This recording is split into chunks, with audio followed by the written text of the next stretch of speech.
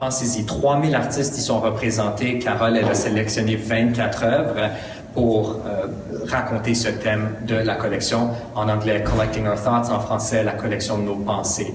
Donc, à la Banque, ce qu'on fait, c'est qu'on intervient dans des espaces publics, dans des bureaux du gouvernement, avec des gens qui, oui, peut-être consomment l'art contemporain, qui se rendent dans des espaces d'exposition, mais aussi des gens qui en ont rien à cirer, qui sont peut-être même opposés à certaines idées de l'art moderne. Pourquoi est-ce que le gouvernement fédéral est impliqué dans tout ça? Donc, nous, on adore rentrer dans cette conversation avec les Canadiens et Canadiennes, et aujourd'hui, j'espère que ça va être ça. Donc, ce qu'on va faire, c'est qu'on va utiliser la thématique, la collection. Qu'est-ce que la collection? Et puis aussi, simplement, le titre des œuvres. Alors, je vais commencer, je vous demande de vous approcher encore un peu plus. Raymond Gervais, le titre de l'œuvre, Trio. Bon, Trio, qu'est-ce que ça signifie? 3 choses. Moi, j'en vois 2. Qu'est-ce qu'on voit? Je vous demande, qu'est-ce qu'on voit dans cette expo? C'est quoi dans cette œuvre? Les 2 éléments qui sautent à l'œil. Le disque qui tourne. Table tournante et? Le vent tourne. Et le vent tourne. Bon, déjà, alors, il y a une thématique, une liaison qui était faite avec la rotation, absolument, les 2 objets. Mais l'œuvre s'appelle Trio. Qu'est-ce qui manque? Qu'est-ce qui manque? Table tournante, ça, c'est mon haut-parleur de mon microphone, ça fait pas partie de l'œuvre. Je sais qu'en art contemporain, des fois, on n'est jamais trop sûr. Mais qu'est-ce qui manque? Le son. Donc, il y a cet élément de son. Table tournante, collection.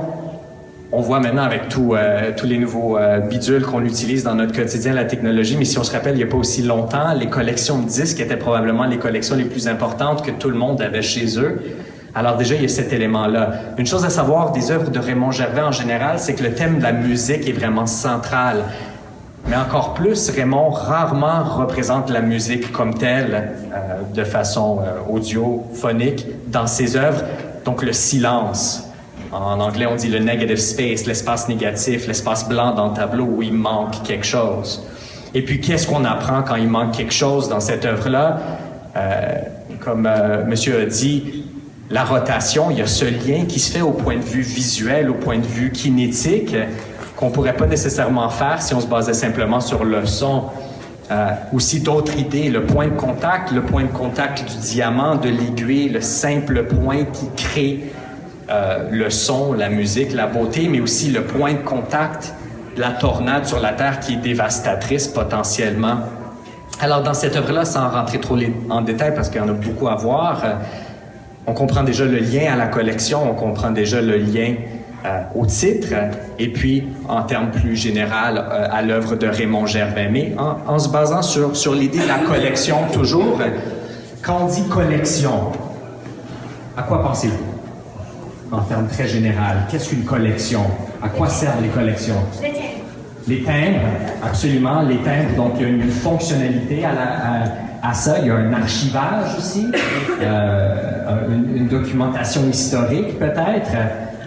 Absolument. Quand on regarde à l'œuvre de Ian Carr Harris, on fait face à un autre type d'archivage, un autre type de catalogage, le dictionnaire.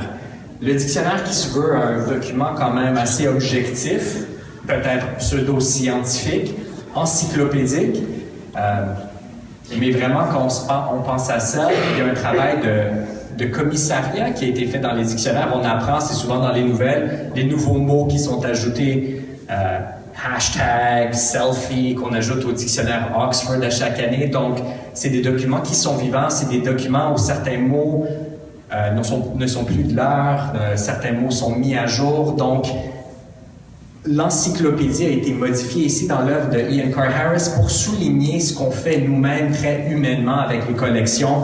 On est à la page B, donc Butter qui est souligné vraiment presque d'une façon mercantile, d'épicerie.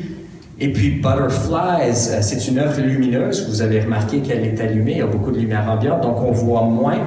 Mais il y a un travail de soulignage qui se passe ici. Il y a un des papillons qui ressaute plus à l'œil.